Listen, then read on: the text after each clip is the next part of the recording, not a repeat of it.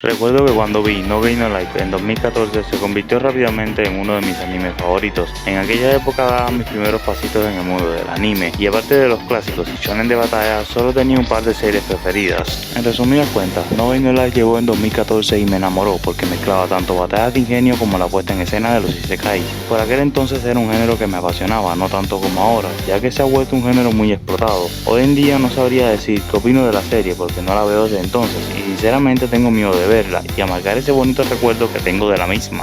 Prefiero recordarla por quien era yo por aquel momento, un chaval que disfrutaba de todo tipo de anime, sin importar lo tan mal estructurado que estén sus personajes, o lo nefasta que sea su historia. Quería evitar tocar este tema, pero gracias a la petición de cierta persona, no me queda de otra que afrontarlo de una vez. 2014, aquí vamos.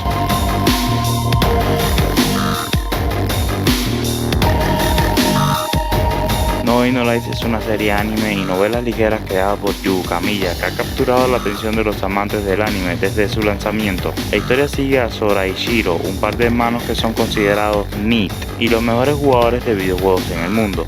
Juntos forman el equipo blanco y han alcanzado una reputación legendaria por su invencibilidad en todos los videojuegos a los que se enfrentan. Sin embargo, a pesar de su éxito, su vida en el mundo real es bastante solitaria y monótona. Eligen pasar su tiempo en línea evadiendo la realidad y disfrutando de su conexión a través de los videojuegos. Su vida da un giro inesperado cuando son desafiados a un juego de ajedrez por un misterioso jugador que se presenta como Ted, el dios de los juegos, a quien después de ganarle en el juego los transporta a un mundo alternativo llamado Discworld, donde todo se resuelve mediante juegos.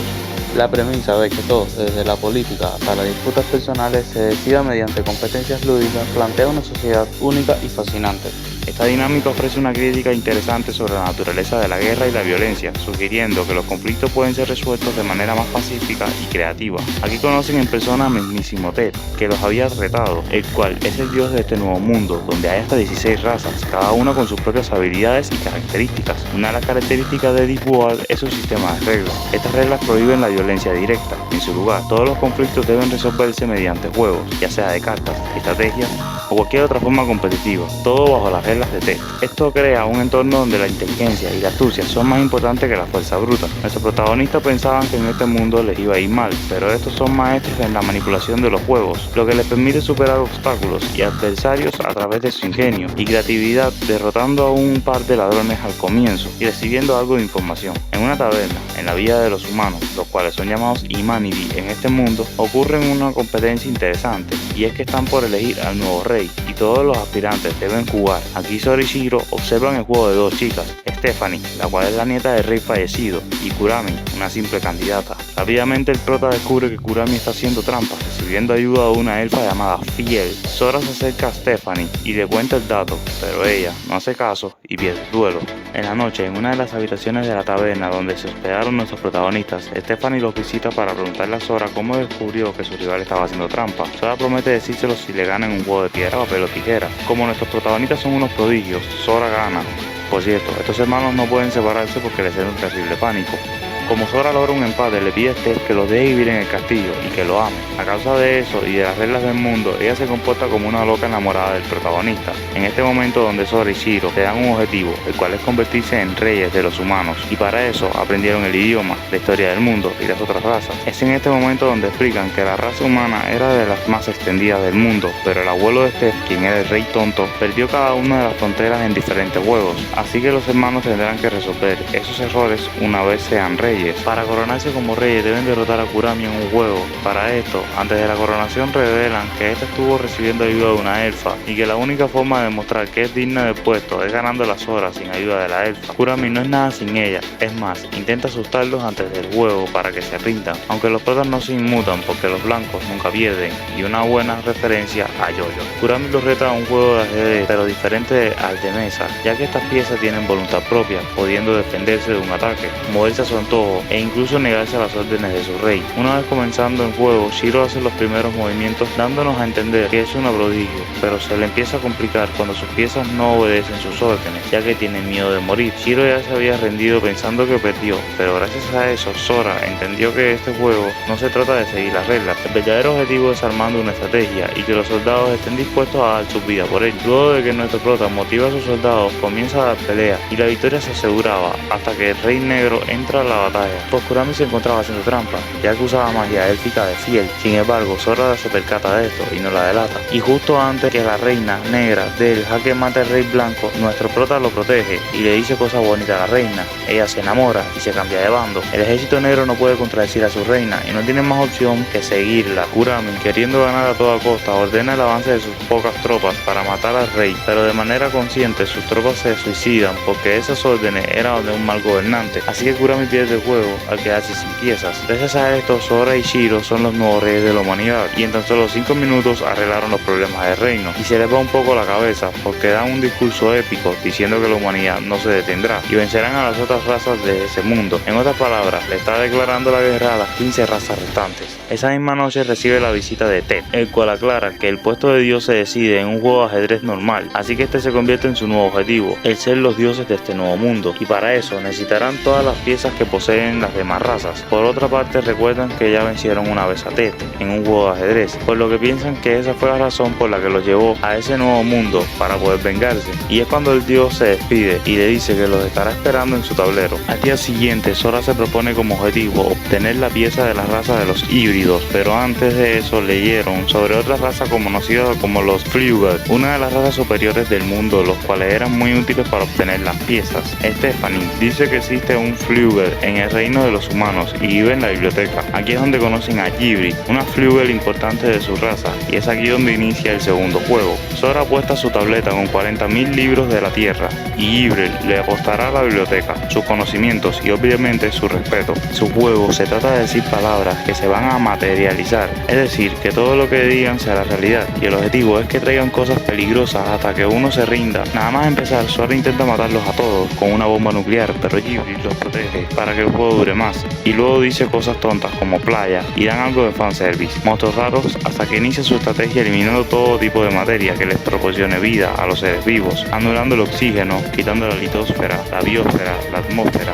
y todo lo que termina en fera, provocando así la teoría de la gran explosión o Big Bang, dejando en knockout a Jibri con todos los conocimientos de Sora y terminan venciendo nuevamente los blancos. Ahora Jibri le pertenece a nuestros protas y ellos utilizan todos sus conocimientos para saber más de los híbridos. Según Jibri, estos son imposibles de derrotar, ya que pueden borrarte la memoria y tienen la habilidad de leer mentes. Al parecer hubo un humano que no cayó en ese juego, que es el Rey Tonto, quien durante 10 años estuvo perdiendo partidas a propósito para conocer todos los trucos del juego y darle toda la información al próximo rey de la humanidad. Stephanie tenía una llave que su abuelo le heredó antes de morir y se la da a Sora, cosa que abre un cuarto secreto donde encuentran un diario con todos los detalles de los híbridos y varios datos más. Al día siguiente el grupo se dirige a retar a los embajadores del reino de los híbridos. Aquí conocen al viejo embajador y a su nieta Izuna, la cual al inicio se muestra grosera porque llama inútiles a toda la humanidad. Y sí, los humanos son odiados por todas las razas, por ser débiles, pero los hermanos logran sacarle una sonrisa y se ganan su corazoncito. Ya en la reunión, Sora intenta descifrar si es cierto que los híbridos pueden leer la mente, y resulta que es una farsa para intimidar, y los reta a un juego donde apuestan sus piezas de raza. Si Sora gana, les dará los territorios que perdieron por el Rey Tonto, y si los híbridos ganan, reclaman todas las áreas de los humanos. Estos aceptan y le dan un tiempo para prepararse. En este tiempo, Sora hace un último juego contra Kurami, ya que quiere a su elfa para el siguiente juego contra los híbridos. El juego consiste en borrar la existencia de los jugadores en la partida, y el que pierda tendrá que perder sus recuerdos, pero al final Sora le hace entrar en razón a Kurami y gana. Fiel no quería que Kurami lo olvidara, así que Sora le hace copia a los recuerdos y a partir de aquí las dos trabajan para él. Por cierto, aquí se devela que Fiel es una elfa importante en su raza y esto le da mucha ventaja a los protagonistas. Así que llegamos al último juego de la temporada. El grupo llega al estadio en donde los híbridos escogen un juego en específico, así que entran en una cápsula que transportará sus mentes a un escenario donde les darán unas armas y tendrán que disparar al equipo contrario, y también habrán unos NPC que solo estarán aquí para molestar, aunque también pueden dar recompensas, y para ganar deben disparar a todos los miembros del equipo contrario, y si le dan un integrante del equipo se cambiará de bando. Así que para que no hagan trampa, Kurami y Fiel se encuentran vigilando el juego a detalle, así que comienzan el juego. Son transportados a un mundo parecido a Tokio, donde nuestros protagonistas se asustan porque en la Tierra eran unos ermitaños que no les gustaba salir, pero rápidamente recuerdan que están en un juego y que nada de eso es real. Al inicio Sora no se centra mucho, ya que aparte de ganar, su objetivo es divertirse con Izuna, la cual ve todos los juegos como una guerra. Este es una manca, y solo corre por toda la ciudad como estúpida. Shiro e Izuna se encuentran en un edificio y Shiro, gracias a su inteligencia con los números, le permite calcular la dirección de los disparos, así que logra evitarlos. Aquí nos dan a entender que las balas rebotan y la ropa se puede usar como escudo. Izuna sabe que Shiro es un peligro, así que tratará de dispararle para que se una a ella. Así que el grupo comienza a usar su ropa como protección e idean su estrategia, pero justo en ese momento Izuna los encuentra. Shiro protege a Sora y recibe disparos pasándose de bando. Gibril y Sora tienen que iniciar el contraataque. Gibril luchará contra Izuna, mientras que Sora intentará devolver a Shiro. Al final ambos se encuentran en la cima de un edificio y Shiro le dispara a Sora. Resulta que Shiro utilizó parte de su ropa como protección cuando Izuna disparó. Nunca fue controlada. En el camino Izuna le disparó a Gibril, así que los hermanos se encuentran solos e intentan darle el disparo final. Sin embargo, calculan mal y ambos reciben un disparo en la cabeza. Los híbridos dicen que ganaron, pero se les olvida una cosa. Izuna recibe un disparo por la espalda.